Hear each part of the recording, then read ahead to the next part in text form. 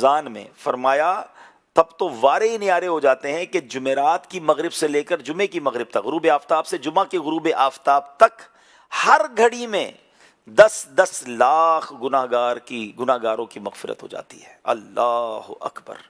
اور یہ سب مغفرت پانے والے وہ ہیں جن پر جہنم واجب ہو چکی ہوتی ہے۔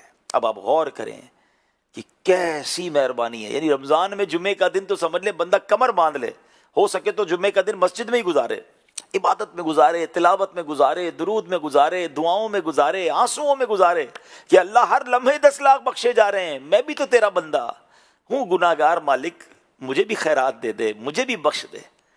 وہ بڑا پیارا شعر ہے نا، امیر اہل سنت کی بہت پیاری مناجات ہے۔ مغفرت کا ہوں تجھ سے سوالی، پھیرنا اپنے در سے نہ خالی، مغفرت کا ہوں تجھ سے سوالی،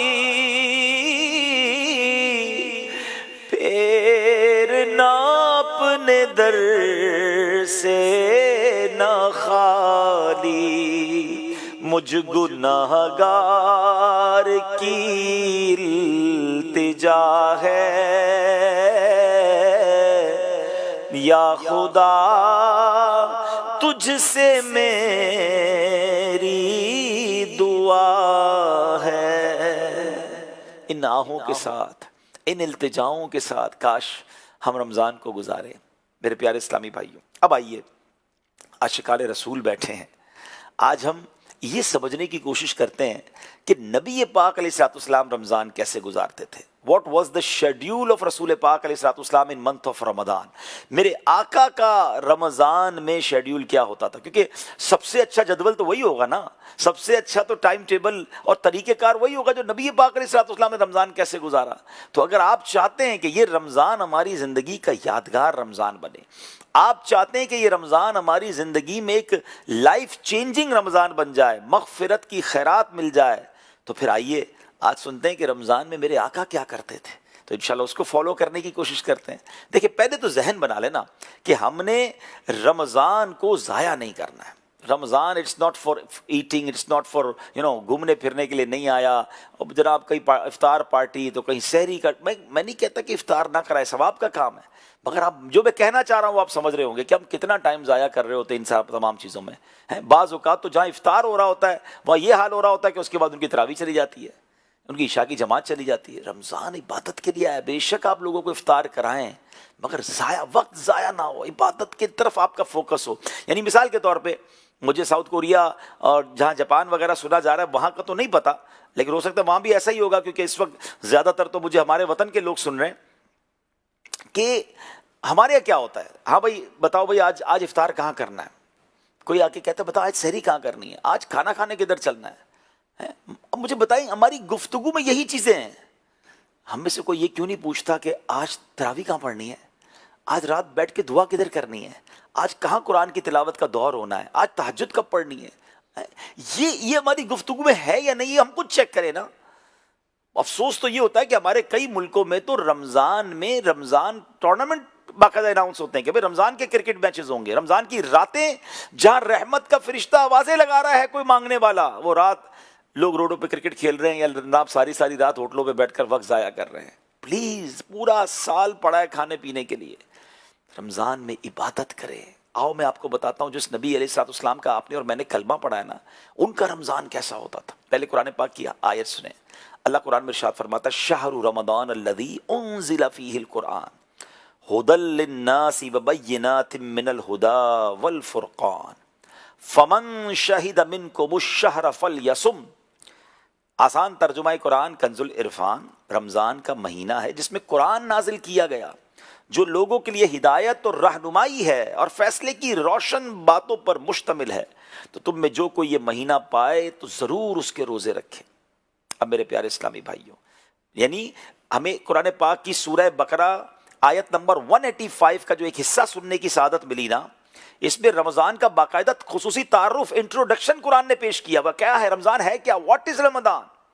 اور فرض روزوں کے لیے ایک مہینہ مخصوص ہے اور وہ مبارک مہینہ ماہ رمضان ہے. سبحان اللہ. اب آئیے میرے پیارے اسلامی بھائیو، یہ رمضان ملنا کتنی بڑی سعادت ہے آپ کو پتہ ہے. اللہ سے پتہ ہے کیا دعا کرنی چاہیے؟ اے اللہ رمضان عطا کر دے. اللہم بلغنا رمضان بالصحت وعافیہ. اللہ میں رمضان سے پہلے موت نہ دینا، رمضان سے ملا دے، رمضان ضرور عطا فرما.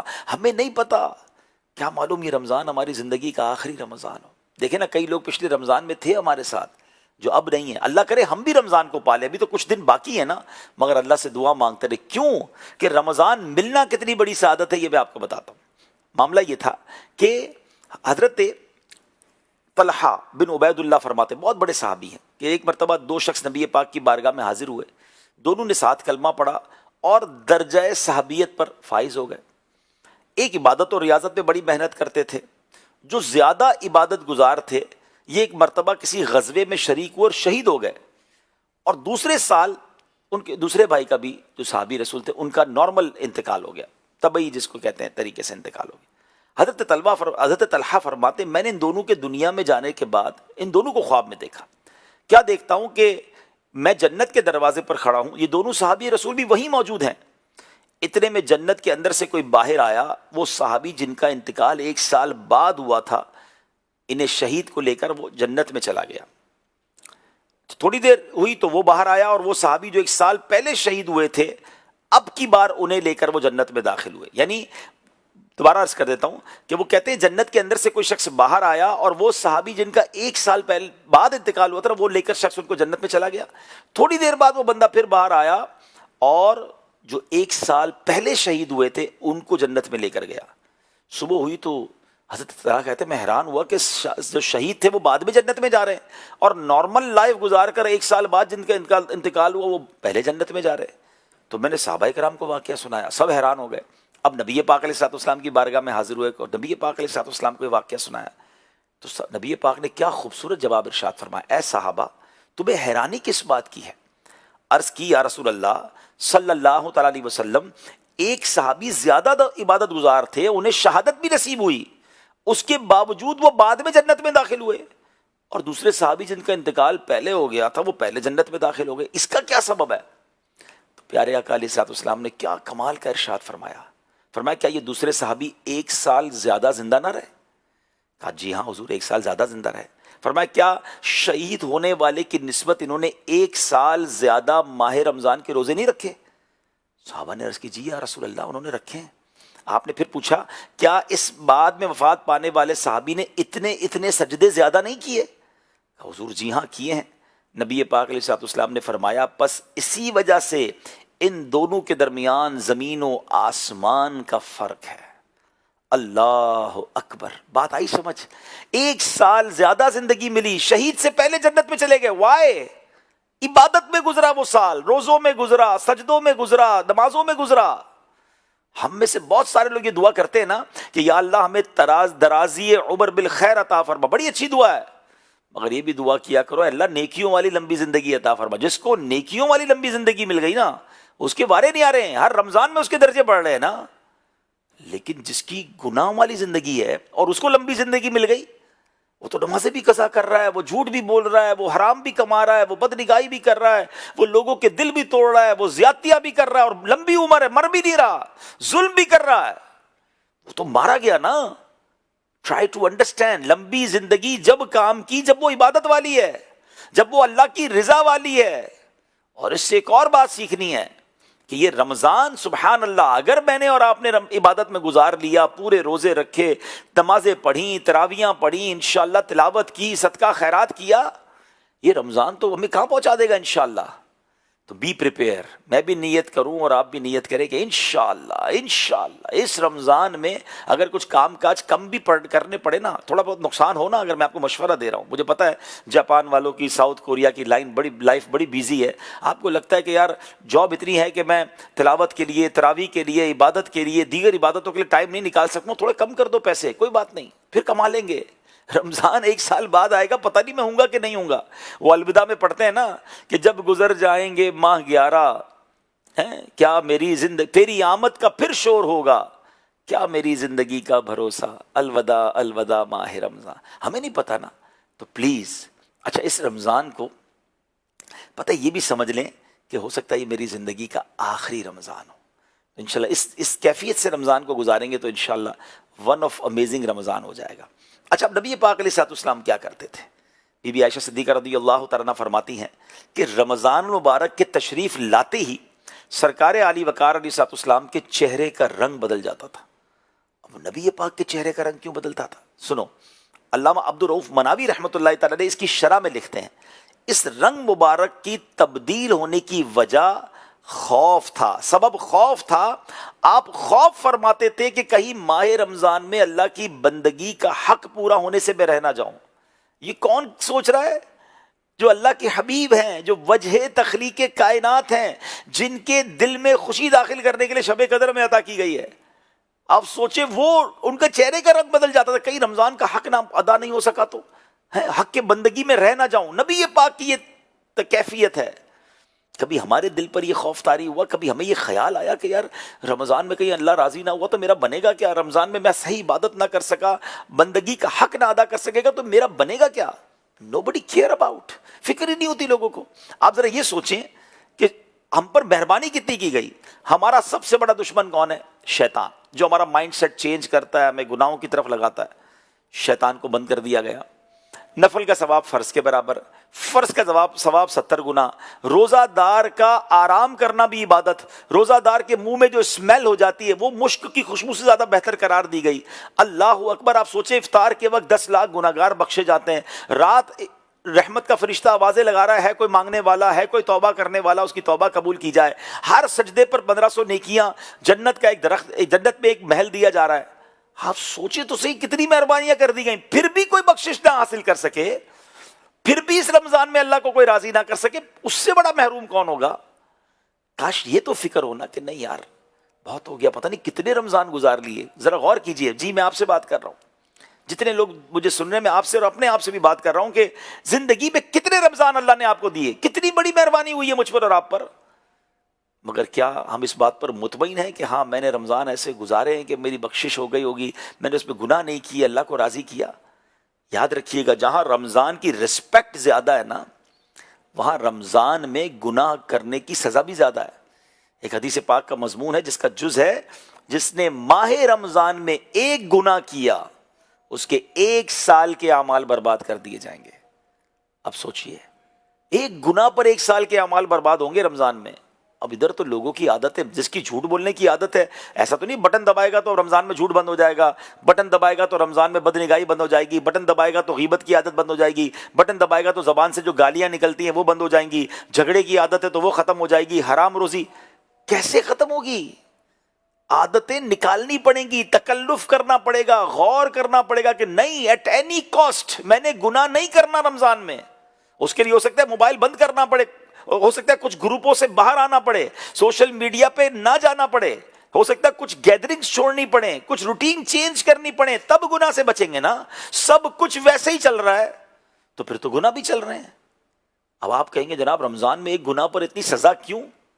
ٹھیک ہے نا، اب میں آپ کو آسان طریقے سے سمجھاتا ہوں. کوئی بندہ روڈ پہ گناہ کرے، بالکل گناہ ہے، مگر مسجد کے اندر آ کر گناہ کرے، آپ کیا کہیں گے؟ یار اللہ کا گھر ہے یہاں کر رہے ہو ہیں. کوئی اپنے وطن میں گناہ کرے، بالکل غلط ہے. کوئی مکے میں جا کے گناہ کرے، حرم پاک کے اندر بیٹھ کر گناہ کرے، آپ کیا کہیں گے؟ وہاں تو ایک گناہ 1 لاکھ گناہ کے برابر ہے نا. ایک نیکی بھی 1 لاکھ نیکی کے برابر، مگر ایک گناہ بھی تو 1 لاکھ گناہ کے برابر ہے. بالکل ایسے ہی رمضان میں جب نیکیوں کا اجر بڑھا دیا گیا نا، تو رمضان میں گناہ کی پنشمنٹ بھی زیادہ ہے. پلیز عادتیں سدھارنی ہے. رمضان سے پہلے میں دعوت اسلامی کا شکر گزار ہوں، ہم شکریہ ادا کرنا چاہیے ہمیں. مجھے اور آپ کو رمضان آنے سے پہلے اتنا پیارا اجتماع مل گیا جس میں ہم یہ ریئلائز کرنے بیٹھے ہیں ہاؤ ٹو اسپینڈ رمضان. ہم کس طرح اپنے آپ کو گناہوں سے بچا سکتے ہیں رمضان میں. آئیے میرے آقا کا ایک اور طریقہ کہ سرکار دو عالم صلی اللہ تعالی علیہ وسلم، بی بی عائشہ ایک اور جگہ فرماتی ہیں کہ جب رمضان المبارک تشریف لاتا تو پیارے آقا علیہ الصلوۃ والسلام عبادت پر کمر باندھ لیا کرتے تھے.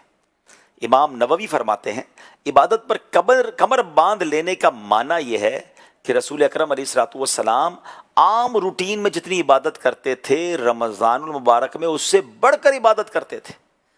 اللہ کرے ہم بھی کمر باندھ لیں کہ ٹھیک ہے عام روٹین میں یار نوافل نہیں ہوتے تھے، رمضان میں تو ساری نمازوں کے نوافل پڑھوں گا، سنت قبلیہ بھی پڑھوں گا، انشاءاللہ تہجد بھی پڑھوں گا۔ اچھا تہجد پڑھنا کتنا آسان ہو جاتا ہے، سحری میں اٹھتے ہی ہیں تو تہجد کا فارمولہ کیا ہے کہ کوئی شخص عشاء پڑھ کے سو جائے، اب بے شک تھوڑی دیر بھی سو جائے، 1 منٹ کے لیے کیوں نہ سو جائے، فجر سے پہلے فجر کا وقت شروع ہونے سے پہلے صبح صادق سے پہلے وہ 2 رکعت بھی پڑھ لے، 8 رکعت تک تہجد ہے، وہ تہجد پڑھ سکتا ہے۔ فرض نمازوں کے بعد سب سے افضل نفل نماز تہجد ہے، تو رمضان میں تو روٹین بن سکتی ہے تہجد کی، سحری کے لیے اٹھتے ہیں، وضو کریں، پہلے تہجد پڑھیں، پھر سحری کر لیں، تو روز تہجد کا ثواب مل جائے گا، اور یہ وقت دعاؤں کی قبولیت کا وقت بھی ہے۔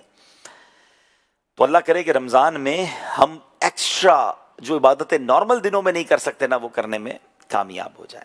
اچھا بی بی عائشہ صدیقہ رضی اللہ تعالیٰ اور فرماتے ہیں، دیکھیں نا نبی پاک کی روٹین بیان کون کر رہا ہے، دیکھیں گھر والوں سے زیادہ تو کسی کو روٹین نہیں پتا ہوتی نا۔ اللہ اما عائشہ صدیقہ رضی اللہ تعالیٰ کے بازار پر کروڑوں رحمتوں کی بارش نازل فرمائے، ہمیں کیسی پیاری پیاری باتیں بتا دی نبی پاک کے بارے میں۔ آپ فرماتی ہیں کہ جب رمضان تشریف لاتا تو نبی پاک علیہ الصلوۃ والسلام نمازوں کی کثرت فرماتے اور خوب گڑ گڑا کر دعائیں کرتے تھے۔ 2 باتیں پتہ چل گئی، ٹھیک ہے، پہلی تھی آخری تھی رنگ بدل جاتا تھا، دوسری بات پتہ چلی کہ کمر بستہ ہو جاتے تھے، اب تیسری اور چوتھی بات کیا پتہ چلی ہے کہ نوافل کی کثرت کرتے تھے اور خوب دعائیں کرتے تھے۔ یہ مانگنے کا مہینہ ہے، ہاں رحمتوں کے در کھلیں، یعنی مجھے بتائیں، مجھے اور آپ کو کسی بہت بڑے کمرے میں داخل کیا جائے اور وہاں خزانے پڑے ہوئے ہوں نا، دنیا بھر کے ہیرے جواہرات اور دنیا بھر کی چیزیں پڑے ہوئے، جو لینا لے لو، کیا کریں گے یار میں یہ بھی لے لوں، یہ بھی لے لوں، اور لے لوں، کوئی اور تھیلا دے تو اور بھر دوں، جی نہیں چاہے گا وہاں سے نکلنے کو۔ آپ رمضان میں دعاؤں کو ایسے ہی سمجھیں کہ بس جو مانگنا ہے مانگ لو، یہ بھی مانگ لو، یہ بھی مانگ لو، دنیا بھی مانگ لیں، آخرت بھی مانگ لیں، اللہ کی رضا بھی مانگ لیں، عشق رسول بھی مانگ لیں، مدینے کی بار بار حاضری بھی مانگ لیں، حج کی سعادت بھی مانگ لیں، مدینے کی زندگی، مدینے کی موت مانگیں، اپنے ماں باپ کی مغفرت مانگیں، اپنے وطن کے لیے، مسلمانوں کے لیے، جدھر دنیا میں مسلمان پریشان، مانگتے رہیں، میرا کریم دینے والا ہے، وہ فرماتا ہے ادعونی استجب لکم، تم مانگو میں تمہیں عطا کروں گا۔ تو کاش رمضان میں نوافل اور دعاؤں کا ہمارا خوب ذہن بن جائے۔ آگے چلتے ہیں، میرے آقا علیہ الصلوۃ والسلام رمضان المبارک میں وطر کے علاوہ 20 رکعت نماز ادا فرماتے تھے تراویح کی، یہ یاد رکھیے گا، تو ہمیں 20 رکعت بھی پڑھنی ہے، یہ بھی نبی پاک کا طریقہ ہے۔ مشہور مفسر قرآن مفتی احمد یار خان نعیمی فرماتے ہیں، اس حدیث شریف سے معلوم ہوا کہ خود حضور علیہ الصلوۃ والسلام 20 رکعت تراویح پڑھتے تھے، تو انشاءاللہ ہم بھی تراویح پڑھیں گے۔ اچھا اب نبی پاک کا ایک اور بڑا کمال کا کام تھا، اور وہ یہ تھا کہ نبی پاک ماہ رمضان میں خوب تلاوت قرآن کیا کرتے تھے۔ حضرت ابن عباس رضی اللہ تعالیٰ عنہ فرماتے ہیں، ہر سال رمضان المبارک کی ہر رات حضرت جبریل امین علیہ الصلوۃ والسلام نبی پاک کی بارگاہ میں حاضر ہوتے تھے، اور پیارے آقا علیہ الصلوۃ والسلام ان کے ساتھ دور فرمایا کرتے تھے۔ دور کا مطلب کیا ہوتا ہے، ایک قرآن پڑھے دوسرا سنے، دوسرا پڑھے ایک پہلا سنے، اور یہ نبی پاک دور فرماتے تھے۔ ہمیں بھی اس ادا کو ادا کرنے کی کوشش کرنی چاہیے، گھر میں بیٹھ جائیں، میاں بھی بیٹھ جائیں کہ چلے میں کچھ قرآن پڑھتا ہوں، آپ سنیں، آپ پڑھیں، میں سن لیتا ہوں، ماں باپ کے سامنے بیٹھ کے بندہ پڑھ لے، بھائی بہن آپس میں بیٹھ جائیں۔ کتنا پیارا انداز ہے کہ قرآن ایک پڑھ رہا ہے دوسرا سن رہا ہے، پھر دوسرا پڑھ رہا ہے پہلا سن رہا ہے، تو یہ دور والا کام بھی کریں اور کثرت کے ساتھ تلاوت قرآن بھی کریں۔ اب یہاں مسئلہ یہ بھی ہے کہ بدقسمتی سے بہت سارے لوگوں کو قرآن پڑھنا نہیں آتا، افسوس ہو رہا ہے، یہ کہتے ہوئے بھی مزہ نہیں آ رہا۔ دنیا کے کئی ملکوں میں ہم پہنچ گئے، وہاں کے ویزا لے لیے، وہاں کے ڈرائیونگ لائسنس لے لیے، وہاں کے ڈپلومے لے لیے، وہاں جاب بھی کر لی، کئی لوگوں نے وہاں کی زبانیں سیکھ لیں، نہیں سیکھا تو قرآن نہیں سیکھا، نہیں پڑھنے آیا تو قرآن پڑھ۔ اچھا پھر قرآن تلاوت کرنے آ بھی گیا تو ترجمہ کیا ہے، تفسیر کیا ہے، اللہ نے فرمایا کیا ہے، اس کا بھی ہمیں ذہن نہیں بنتا۔ پلیز اس رمضان میں تو نیت کر لینا کہ یہ رمضان انشاءاللہ میرا قرآن کے ساتھ گزرے گا۔ پڑھنا نہیں آتا جس کو، وہ پڑھنا سیکھے اس رمضان میں، جو پڑھنا جانتا ہے وہ خوب پڑھے، خوب تلاوت کرے، اور ساتھ ساتھ ترجمہ اور تفسیر بھی سنیں۔ میں آپ کو طریقہ بتا دیتا ہوں، آسان کر دی دعوت اسلامی الحمدللہ، صرف پرابلم ہائی لائٹ نہیں کرتی ہے، سولوشن بھی دیتی ہے۔ اب دیکھیں ناظرین، اس وقت ساؤتھ کوریا میں کتنے دعوت اسلامی کے مراکز ہیں، الگ الگ مراکز میں اسلامی بھائی بیٹھے ہوئے ہیں ماشاءاللہ۔ 8 جگہ پر مجھے بتایا گیا کہ ساؤتھ کوریا میں دعوت اسلامی کے اجتماعات ہو رہا ہے، جاپان کے اندر الگ ہوں، اسلامی بہنیں پردے میں الگ ہیں، یا سیٹرڈے نائٹ ہے اس وقت، چونکہ 4-5 گھنٹے ٹائم آگے، تو یہ آپ کی ہماری دعوت اسلامی جو ان ممالک میں بھی عاشقان رسول کی تربیت کا انتظام کر رہی ہے، اور کتنے خوبصورت مراکز آپ کو نظر آ رہے ہیں۔ تو اب سولوشن کیا ہے، قرآن کیسے سیکھنا ہے؟ دعوت اسلامی نے پوری دنیا میں مدرسے بنائے بچوں کے لیے، مدرسۃ المدینہ۔ اچھا بچے نہیں ہیں، بڑے ہو گئے ہیں، چلے بہت اچھی بات ہے. اب آپ کیا کریں، آپ کے لیے مدرسۃ المدینہ بالغان بنائیں، جو آپ مساجد میں جائیں گے انشاءاللہ، جہاں جہاں دنیا میں دعوت اسلامی والے مبلغین ہیں، امام صاحبان ہیں، فجر کے بعد بھی پڑھاتے ہیں، مغرب کے بعد بھی پڑھاتے ہیں، کئی جگہوں پر عشاء کے بعد پڑھاتے ہیں. آپ کو لگتا ہے وہاں بھی میرے لیے جانا مشکل ہے، فیضان آن لائن اکیڈمی یہ دعوت اسلامی کا وہ ادارہ ہے جو آن لائن قرآن پڑھا رہا ہے. قرآن ٹیچر .net، اسکرین پر آپ ویب سائٹ کا نام دیکھیں، اس ویب سائٹ پر جائیں، اپنی مرضی کے ٹائم کے مطابق 24 گھنٹے میں جو آپ کے پاس ٹائم ہے آپ اس پہ ڈالیں کہ بھائی میرے پاس یہ والا ٹائم ہے. اور 40 کے قریب کورسز ہیں. جی ہاں، آپ کو ناظرہ قرآن پڑھنا ہے، ہمارے قاری صاحب پڑھائیں گے. آپ کو اپنے مخارج ٹھیک کرنے ہیں، وہ مخارج ٹھیک کروائیں گے. آپ کہتے ہیں قرآن آتا ہے مجھے پڑھنا، مجھے ترجمہ پڑھائیں، وہ ترجمہ پڑھائیں گے. آپ کہتے ہیں مجھے قرآن کی تفسیر سکھائیں، وہ تفسیر انشاءاللہ آپ کو پڑھ کے سنائیں گے. آپ کہتے ہیں جناب قرآن پڑھ لیا اب حدیث پڑھنی ہے، وہ آپ کو حدیث پڑھائیں گے. آپ کہیں گے نہیں جناب مجھے رمضان کے مسائل سیکھنے ہیں، وہ آپ کو رمضان کا کورس کروائیں گے. آپ کہیں جناب ہمیں زکوٰۃ کا پرابلم ہے، زکوٰۃ کا کورس سیکھنا ہے، زکوٰۃ کیسے ادا کرنی ہے، آن لائن زکوٰۃ کا کورس سکھائیں گے. اچھا آپ کہیں گے جی جناب میں اب تو عالم بننا چاہتا ہوں، ماشاءاللہ. آپ کہیں گے ساؤتھ کوریا میں، جاپان میں، یا دنیا میں جہاں مجھے لوگ سن رہے ہیں، یار میں بھی تو عالم بن سکتا ہوں مگر مدرسے جانے کا ٹائم نہیں ہے، جامعہ بڑا دور ہے. فیضان آن لائن اکیڈمی، یہ قرآن ٹیچر .net جو ویب سائٹ ہے، یہ آپ کو انشاءاللہ آن لائن انشاءاللہ درس رضا بھی پورا کرا دیں گے. ہے کوئی ایسی سروس؟ مگر پھر بھی میں قرآن نہ پڑھوں. نبی پاک پورا رمضان جبریل امین کے ساتھ قرآن کا دور فرمائے اور میں قرآن سے دور رہوں. سوچو یہ کیسی زندگی ہے. اس رمضان کو تو چینج کرے نا. یہ رمضان انشاءاللہ قرآن کے ساتھ گزرے گا. ماہ قرآن بنا دو، انڈرسٹینڈنگ آف قرآن کا مہینہ بنا دو. نبی پاک کا ایک اور عمل تھا کہ پیارے آقا جب جبریل امین آتے تھے نا اور دور کرتے تھے تو نبی پاک اتنی، ویسے نبی پاک سے بڑھ کر سخی کون ہے؟ ہم تو کہتے ہیں نا واہ کیا جود و کرم ہے شہ بطحا تیرا، نہیں سنتا ہی نہیں مانگنے والا تیرا. مگر نبی پاک کا دریائے سخاوت رمضان میں صحابہ کہتے ہیں تیز آندھی سے زیادہ چلتا تھا. اتنا میرے آقا علیہ الصلوۃ والسلام سخاوت فرماتے. تو اب ہمیں بھی یہ کام کرنا ہے کہ ماہ رمضان میں خوب سخاوت کریں. جن کو زکوٰۃ ادا کرنی ہے وہ پوری زکوٰۃ ادا کریں، جن کا زکوٰۃ کا سال پورا ہو جاتا ہے رمضان کے آس پاس. اور باقی زکوٰۃ کے علاوہ بھی نا دیکھیں، زکوٰۃ تو فرض ہے نا، مزہ تو یہ کہ میں اس کے بعد بھی لوگوں پہ خرچ کروں، مسلمانوں پہ خرچ کروں، سحریاں، افطاریاں، نیکی کے کام، غریبوں کی مدد، رشتہ داروں کی مدد دل کھول کر کریں. ہاں ہر آنے والے کو نبی پاک دیا کرتے. ایک ہی کا کام اگر ہو رہا ہے تو پھر یہ نہ دیکھیں. اور یہ بات یاد رکھیے گا، شیطان دل میں یہ وسوسہ ڈالتا ہے یار خرچ کروں گا تو کم ہو جائے گا. سرکار دو عالم صلی اللہ علیہ وسلم نے قسم اٹھا کر فرمایا، میں اللہ کی قسم کھا کر کہتا ہوں، اللہ کی راہ میں خرچ کرنے سے مال کم نہیں ہوتا. تو اے میرے پیارے اسلامی بھائیوں، تو خوب اس مہینے میں خرچ کرنا. آپ یہ بلیو کریں، آپ خرچ کریں، اللہ نے رمضان کے ختم ہونے سے پہلے یا اس کے فوراً بعد ہی آپ کو اس سے زیادہ عطا فرما دینا ہے. کسی کے دل میں خوشی داخل کر دیں. کتنے لوگ پریشان ہیں، ان کی پریشانیوں میں مدد کریں. کسی کا دسترخوان اچھا کر دیں، کسی کی عید اچھی کر دیں. کیا معلوم کسی کے دکھ دور کروں، اللہ میرے دکھ دور کر دے گا. اور پھر ان تمام چیزوں کے ساتھ ساتھ ہم سب کی دعوت اسلامی جو اتنا بڑا دین کا کام کر رہی ہے، دیکھیں نا ساؤتھ کوریا میں مراکز ہیں، اس وقت بیان چل رہا ہے، جاپان میں لوگ بیٹھے ہیں، پھر اسی طرح اسلامی بہنوں میں پردے میں اجتماع ہو رہا ہے. اتنا بڑا دعوت اسلامی کا نیٹ ورک ہے، 150 کے قریب ملکوں میں دعوت اسلامی کام کر رہی ہے. ناظرین آپ جاننا چاہیں گے قرآن کی خدمت دعوت اسلامی کیسے کر رہی ہے؟ آپ کو ایک پریزنٹیشن میں دکھاتا ہوں ابھی انشاءاللہ. آپ 5-6 منٹ کی پریزنٹیشن دیکھیے گا، مگر میں پہلے 1-2 منٹ میں ذرا خلاصہ اس کا بیان کر دیتا ہوں، پھر آپ کو پریزنٹیشن دیکھنے کا مزہ بھی اور آئے گا. دعوت اسلامی کے 16,000 کے قریب مدارس ہیں. جی ہاں، میں اسٹوڈنٹس کی بات نہیں کر رہا، مدرسۃ المدینہ اور جامعۃ المدینہ کو اگر ملا لینا تو مور دین 16,000 مدارس اور جامعہ بنتے ہیں. اور اگر ان دونوں کو میں ملا لوں تو 5 لاکھ سے زیادہ بچے اور بچیاں، 500,000 اسٹوڈنٹ بغیر فیس کے قرآن پاک پڑھ رہے ہیں، درس نظامی کر رہے ہیں. اور آگے چلیں تو الحمدللہ دعوت اسلامی سال میں سینکڑوں مسجدیں بنا رہی ہے، علماء بنا رہی ہے، حافظ بنا رہی ہے، غیر مسلموں کو مسلمان کر رہی ہے، میڈیا کے ذریعے دین پہنچا رہی ہے، سوشل میڈیا کے ذریعے دین کی خدمت کر رہی ہے. دنیا بھر میں مساجد اور مدارس بن رہے ہیں. میں نے پچھلے دنوں معلومات کی تو آپ کو جان کر خوشی ہوگی کہ دعوت اسلامی کے شعبہ مجلس خدام المساجد والمدارس کی 7,200 سے زیادہ مساجد ہو چکی ہیں جو دعوت اسلامی نے بنائی ہیں. آپ سوچیں، بڑی بڑی کمپنیاں کہتی ہیں ہمارے جناب جو ہے نا وہ 5,000 آؤٹ لیٹ ہیں، 3,000 آؤٹ لیٹ ہیں، 2,000 آؤٹ لیٹ ہیں. دعوت اسلامی نے صرف 7,200 تو مساجد اور مدارس بنا دی ہے. 16,000 مدرسے الگ ہیں. آپ اگر کیلکولیٹ تو کریں، دارالمدینہ کو ملائیں، اسکول سسٹم دعوت اسلامی چلا رہی ہے، کالج، یونیورسٹی. تو اے میرے پیارے اسلامی بھائی، جب اتنا بڑا دین کا کام ہو تو پھر کیوں نہ اس کا ساتھ دیا جائے. اپنی زکوٰۃ میں، اپنے ڈونیشن میں، اپنی دعوت اسلامی کا آپ نے دل کھول کر ساتھ دینا ہے. سچی بات کہوں، ہمارے پیسوں کا نصیب جاگتا ہے جو دعوت اسلامی کے اوپر ہمارے پیسے خرچ ہو جائیں، اتنا بڑا کام ہو اور میرا بھی حصہ مل جائے، کیا پتہ میری رقم سے کوئی حافظ بن جائے، کوئی عالم بن جائے، کوئی مسجد میں اینٹ لگ جائے، کوئی غیر مسلم مسلمان ہو جائے، کوئی قافلہ جائے اور جا کر نیکی کی دعوت دے، غیر بے نمازی نمازی بن جائے، میں تو گھر بیٹھے وارے نیارے ہو جائیں گے۔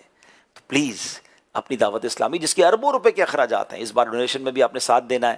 مدنی چل کے ناظرین، اب آپ کو ہم پریزنٹیشن دکھانے جا رہے ہیں دعوت اسلامی کی، دیکھیے اور اپنی دعوت اسلامی کا دل کھول کر ساتھ دیجئے، نہ صرف فائنینشیل سپورٹ کیجئے، بی اے پارٹ آف دعوت اسلامی۔ اور ہاں، رمضان کو بابرکت گزارنے کا ایک شاندار انداز وہ ہے اعتکاف۔ پوری دنیا میں دعوت اسلامی اعتکاف کرا رہی ہے، 10 دن کا اعتکاف تو ہوتا ہی ہے، 1 ماہ کے اعتکاف، یہ کمال ہے دعوت اسلامی کا۔ It will be your lifetime experience, life changing experience. ہمارے پاس ایسے باقاعدہ بہت سارے مثالیں موجود ہیں کہ لوگ اعتکاف میں اور بدل گئے۔ تو سب سے پہلے تو میں آپ سب کو عالمی مدنی مرکز فیضان مدینہ کی دعوت دوں گا، جہاں ہزاروں کی تعداد میں ملک اور بیرون ملک سے اسلام بھائی آ رہے ہیں اور اعتکاف کریں گے، پورے مہینے کا اعتکاف کریں گے۔ تو یہاں تشریف لے آئیں، پورے مہینے کے لیے نہیں آ سکتے، کچھ دنوں کے لیے آئیے، اور اگر نہیں آ سکتے اپنے ملک میں کم از کم آخری عشرے کا اعتکاف کیجئے، کیونکہ نبی پاک فرماتے ہیں من اعتکف ایمانا و احتسابا غفر له ما تقدم من ذنبہ۔ میرے آقا فرماتے جس نے ایمان کی حالت میں ثواب حاصل کرنے کے لیے اعتکاف کیا، وہ اللہ پاک اس کے پچھلے گناہوں کو معاف فرما دے گا۔ تو اے کاش ہم اعتکاف کرنے والے بن جائیں اور اس کی برکتیں لوٹیں۔ اور سبحان اللہ، امیر اہل سنت نے ایک اور پیارا انداز دیا کہ رمضان کی آمد کی خوشی میں کچھ سجاوٹ کریں، اپنے گھروں کو بھی سجائیں، اپنے گلیوں کو، محلے کو سجائیں۔ ہم نے اپنے اسٹوڈیو میں بھی کچھ ہلکی پھلکی سجاوٹ کی ہے اس نیت سے کہ اب یہ چندے کے پیسے سے نہ کریں، اپنی جیب سے کریں، خوشی بنائیں۔ دیکھیں نا، گھر میں بھی کوئی مہمان آتا ہے تو ہم سجاوٹ کرتے ہیں، گھر میں شادی ہوتی ہے لوگ سجاوٹ کرتے ہیں۔ اتنی بڑی رحمت آ رہی ہے اللہ کی طرف سے، ایسا مہمان آ رہا ہے جو مجھے بخشوانے آ رہا ہے، تو یہ اس سے بھی گھر میں ایک ماحول بنے گا، بچوں کو بھی پتہ چلے گا رمضان آ رہا ہے، محلے والوں کو پتہ چلے گا، مسلمان کس مہینے کو مناتے ہیں یہ پتہ چلے گا، اور انشاءاللہ اس سے رمضان کا شوق بڑھے گا۔ تو یہ بھی کیجئے۔ اور میری اسلامی بہنیں بھی پردے میں سن رہی ہیں، تو اسلامی بہنوں نے بھی جو میں نے باتیں کی ہیں کہ رمضان عبادت میں گزارنا ہے، رمضان میں انشاءاللہ یہ سمجھیے کہ تلاوت قرآن زیادہ کرنی ہے، ہم نے سخاوت بھی کرنی ہے، اور اسلامی بہنیں بھی انشاءاللہ اللہ کرے کہ ایسی نیت ہو جائے کہ ماہ رمضان سے پردہ بھی شروع کر دیں۔ اگر پردے میں کوئی کمزوری ہے تو اس کو بھی اپنا لیں، اسلامی بہنوں کے جو اجتماعات ہوتے ہیں آپ اس میں جانا شروع کر دیں، اسلامی بہنوں کے جو دینی کام ہے اس میں شامل ہو جائیں، تو انشاءاللہ اس کی بھی برکتیں ملیں گی۔ اللہ پاک عمل کرنے کی توفیق عطا فرمائے۔ آئیے چلتے ہیں دعوت اسلامی کی پریزنٹیشن کی طرف۔ مدنی چل کے ناظرین، آپ سے ہم اجازت لیں گے، ساؤتھ کوریا اور جاپان کے اسلامی بھائی وہ ہمارے ساتھ آن لائن شامل رہیں گے۔ صلو علی الحبیب صلی اللہ تعالی علی محمد صلی اللہ علیہ وسلم۔ انٹروڈکشن ٹو دعوت اسلامی 2025۔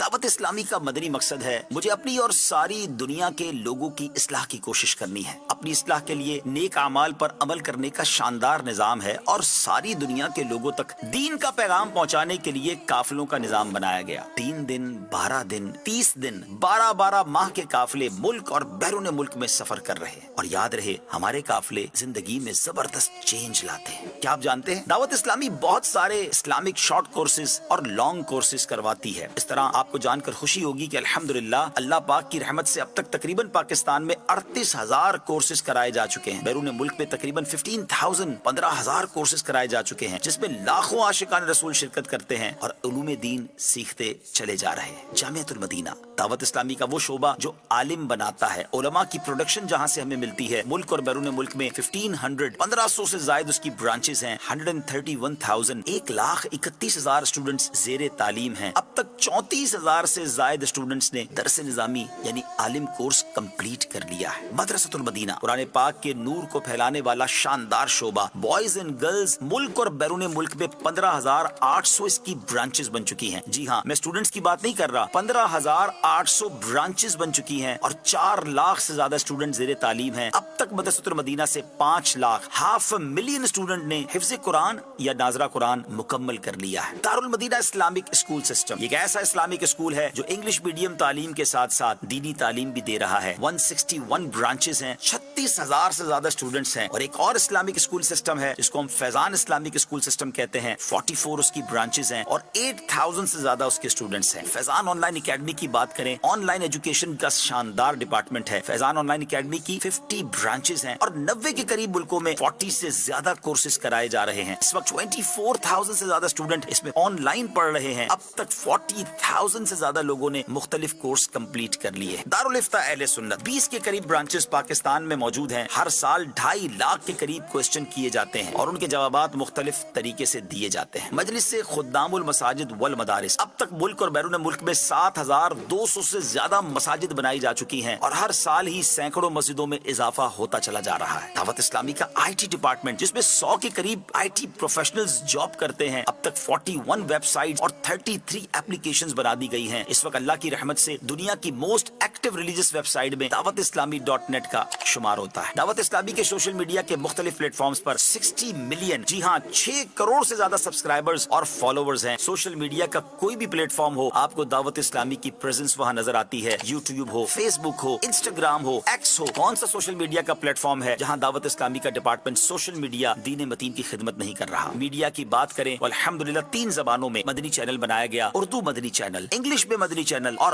بنگلہ زبان میں مدنی چینل. اور جب کڈز مدنی چینل آیا تو اس نے تو کمال کر دیا. کڈز مدنی چینل کے جو کارٹونز ہیں, سوشل میڈیا پہ ان کارٹونز کے 60 سے 70 ملین ویوز, یہاں 6-7 کروڑ کے قریب ویوز ہمیں ملتے ہیں. اور پھر یہ کارٹونز مختلف زبانوں میں ڈب کر کے مختلف ملکوں میں پہنچائے جا رہے ہیں. اب دعوت اسلامی کا کانٹینٹ جہاں دیگر ادارے لے رہے ہیں, دیگر چینلز لے رہے ہیں, مختلف ایئر لائنز میں بھی مدنی چینل اور کڈز مدنی چینل کا کانٹینٹ دکھایا جا رہا ہے. بات کرتے ہیں دعوت اسلامی کے ویلفیئر ڈپارٹمنٹ FGRF کی. کووڈ کے زمانے سے یہ کام شروع ہوا. کووڈ کے دنوں میں 1 کروڑ سے زیادہ مسلمانوں تک پکا ہوا کھانا, راشن اور کیش پہنچایا گیا. تھیلیسیمیا کے مریض بچوں کی مدد شروع کی گئی اور اب تک 80,000 سے زیادہ خون کی بوتلیں دی جا چکی ہیں. اور یہ شاید دنیا کی کسی NGO نے اتنا بڑا کارنامہ اس فیلڈ میں نہیں دیا ہوگا جو FGRF نے کر دکھایا. 2022 میں جب سیلاب آیا, ایک بڑی تباہی پاکستان میں آئی, ہم نے پلان کیا کہ ہزاروں عاشقان رسول کو گھر بنا کے دینا ہے. تقریباً 7,000 کے قریب گھروں کی تعمیر اور اس میں حصہ ملا کر گھر بنا کر دیے گئے. اربوں روپے کی امداد ان سیلاب زدگان میں تقسیم ہو چکی ہے. اب فلسطین اور غزہ میں تکلیف کا معاملہ ہے,